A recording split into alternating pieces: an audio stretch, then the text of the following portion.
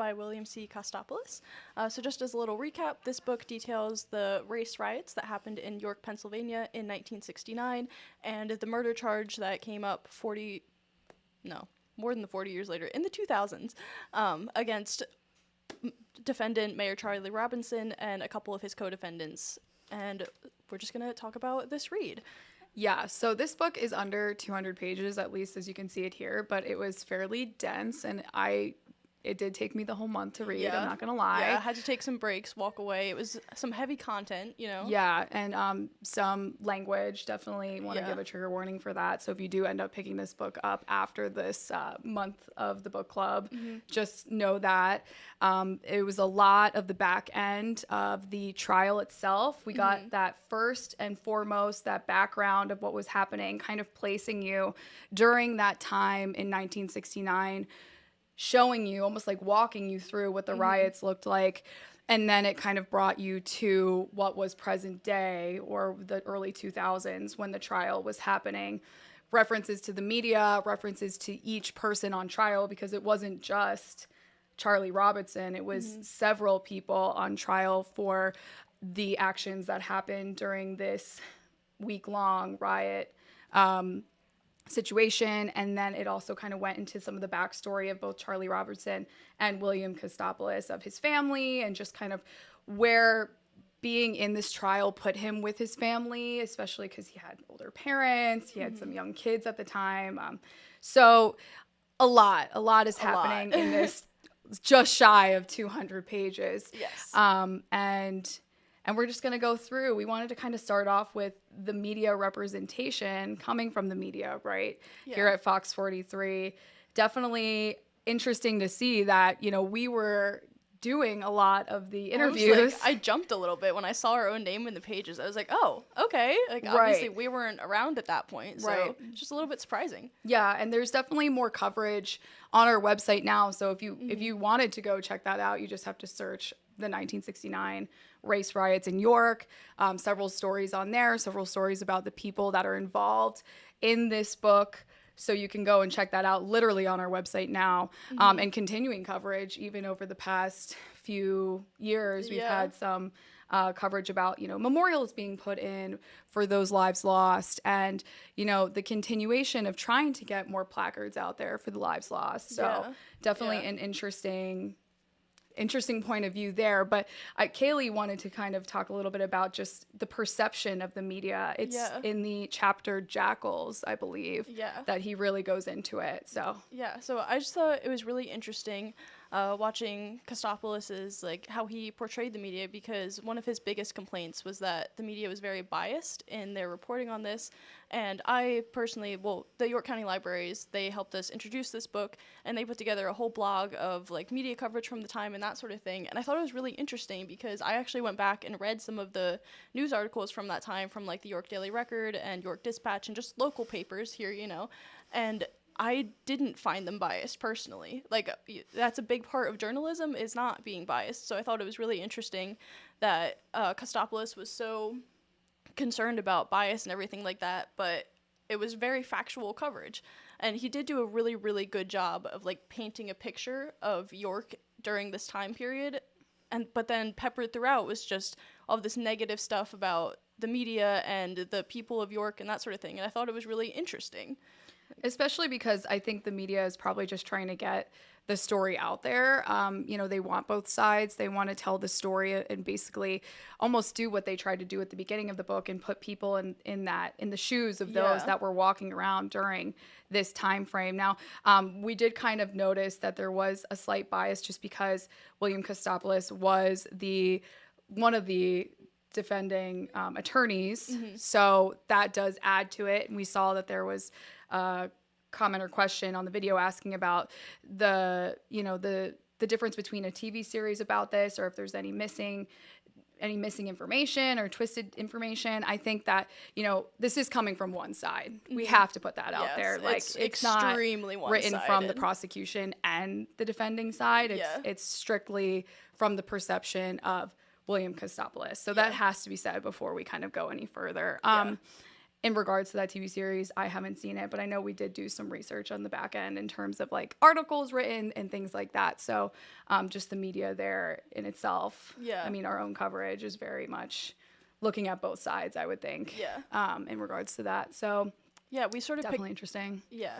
We picked this book up for the historical significance of it, and I really enjoyed learning about that. It was just really interesting to like read this book and be like, oh my gosh, I pass that street every day, or like they're talking about the steps of City Hall. Again, I pass that every day. Like it was just sort of interesting and eye-opening to see that sort of thing. Right, because we're in 2023 now, right, folks? Like, let's think about this. 1969 isn't that far away when you think about it. So I think regardless of what side this is being written from, it's just a nice reminder that we have to kind of keep that conversation going in regards. To keep moving forward. Yeah, because this is not that far away, and we don't want something like this to ever occur again. You know what I mean? Yeah. And I think everybody can agree with that, because just the conversation about this book in general, I mean, it can be pretty hard and uncomfortable, I think. So, you know, I think that that's something to really take away. And Mark's asking if there's anything you took away from the book. Thank you, Mark, for your question. We appreciate it. Yeah. What about you? I think really just like what we were saying, this really didn't happen that long ago. And like even in the middle of the book, there are pictures of like tanks rolling down the streets of York, which again, it's just crazy to think about. Like the National Guard, the army was here, like just to try to restore peace and order. And I can't imagine that happening in like York as it is today, but it happened in York not that long ago. Right. And there's other figures that are in this book, like Tom Wolfe is in this book. You know, definitely people that we've talked about on the daily. I know he's obviously not governor anymore, but it's 2001, 2002, this is like people we still know of and have heard of today. So I definitely agree with you in the sense that taking that from this book, if anything at all, can only just help in our education, especially because we wanted to bring this book in during Black History Month.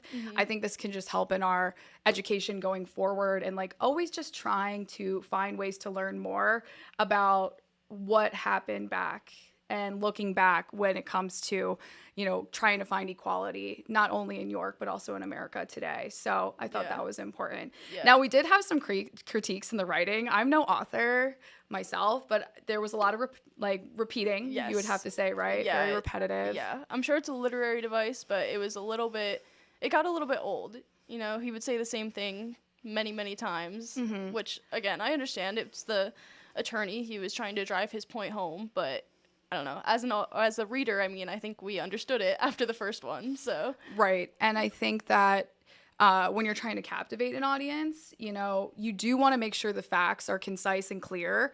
But when you continue to bring up the same things over and over again, you just kind of get tired of it and you're ready for the next thing. So that's definitely something I would say with this book. I did enjoy that there were the photos in there to kind of put a face to the name. If you have never, say you're not from York or you didn't realize this was happening, you can really dive into the photos and look at the literature and say, okay, now I'm getting a feel for what's going on here and who everybody is. There's also a table of contents in the back of each person that's mentioned. That was so helpful. So you can always, because there were so many people on trial and so many people that were being brought up through the course of the trial, because the trial wasn't a few days, it was several weeks, you can go back to the end table of contents and kind of refresh yourself on who's the lead attorney, who's, the prosecution, who's involved with that, who's the judge, so you can, I did think that was really smart to add that in the back of the book. Yeah. In regards to anything else stand out to you with this piece? Yeah, we were also talking about how he does mention his family throughout and things that are going on in his own life, the lawyer that is. And while I sort of understood why he did that, I'm sure this case had a huge effect on his life as well, I found myself wanting to skip those parts because I was like, what does this have to do with the trial or the riots, what this book is about?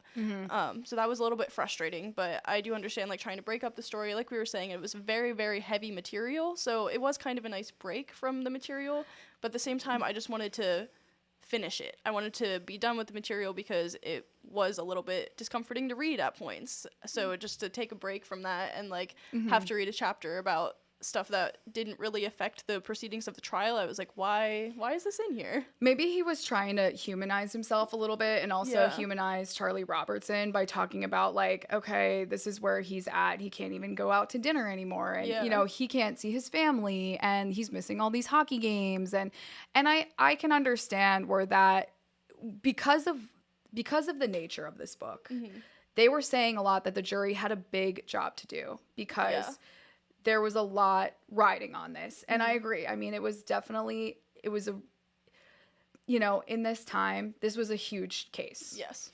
So for them, I think they were just trying to show that, like, not only is it impacting, you know, the people in the courtroom, but it's also impacting us. But, you know, you have to put yourself in the shoes of Lily Bell Allen's family and the people that are on the jury. Like, maybe we could have gotten more accounts from them and talked to them more, maybe like hear more from the other side. I think that would have really made this more for us. Definitely. Yeah. So this one, I hope everyone got through it. Yeah. What star rating would you give it? Out of 5. Yeah, I would if I have to rate, it would probably be a 1 for me. Okay. I was going to say like a 1.5 personally. So, I mean, the educational content is there. There's just a lot of bias, and I wish that we had a little bit more to kind of go back and forth between to really get that trial. You really have to like carve away the bias. It's hard. Right. And I think that if you go back and you do your own research and you look at the trial, because I'm sure they have videos and they have more of what was done on the other side, you could pair this with that research and it could really well round the experience, I think, because you'll get this side and you get another side and then you kind of see what's going on in a trial. And of course the trial is hard in its own right because both sides are fighting to, you know, free one or the other. You know what I mean? You're going to see the good, the bad, and the ugly from both sides, unfortunately. So I think that would be my rating on this. Yeah, I have to agree. So I think we're really excited about next month. So thank you all for sticking with us, because next month's book, I'll have Kaylee introduce it. Okay. I got a little sneak peek and a little taste, and I'm really enjoying. So let's get showing it off. So our next month's pick is Bachelor Girl by Kim Van Alkemade. Yes. That's right. Okay. So she was a professor at SHIP for several years. She was born and raised on the East Coast, currently lives in New York, but she still is involved with SHIP and does seminars there at Shippensburg University. So this book is about a New York millionaire. He was the owner of the Yankees, and when he died, he bequeathed a third of his fortune, his millions of dollars, to an unknown actress. So this story is really just unraveling why he did that, the mystery behind it. His family was outraged. People were outraged. It gained national media coverage. I saw a clipping of an article from, I believe, Boston and one from Alabama about this, even though it was a New York thing. And this man, he was called like the father of the Yankees or something like that. Like, he was really the one who catapulted them into like the powerhouse that they are today, the whole franchise, in some opinions.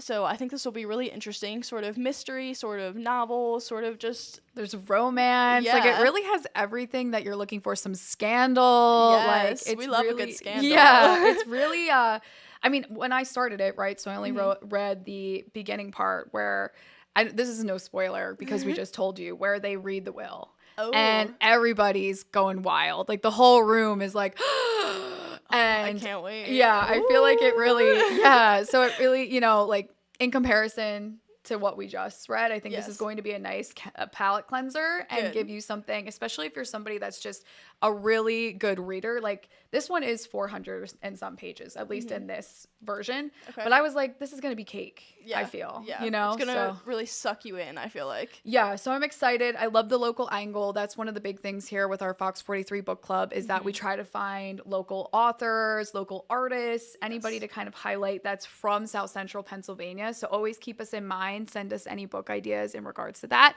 But yeah, Kim Van Alkemade. Sorry. She really has a good one here. And we were talking that she has a New York bestseller, Orphan Number 8. If you guys want to pick that one up, by all means, go ahead. I definitely saw some really good reviews for that one. I know you mentioned that you kind of took a little bit of a synopsis from that one if you want to tell people. Yeah, absolutely. So Orphan Number 8 was, I believe, her debut novel. Seems to be the most popular from what we've seen. but it's about this woman confronting the doctor who did medical experiments on her when she was imprisoned in concentration camps over in Germany. So again, sounds really, really interesting.